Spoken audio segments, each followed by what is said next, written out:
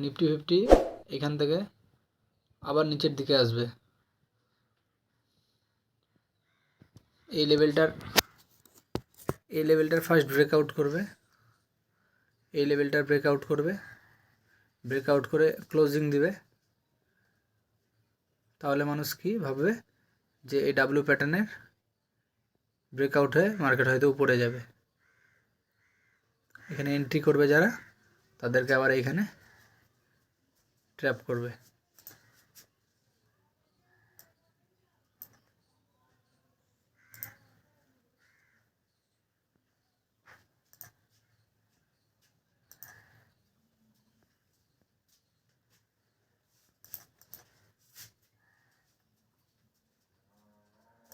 ওপরে যদি ক্লোজিং দেয় তাহলে এখানে এটা স্টপ লস দিয়ে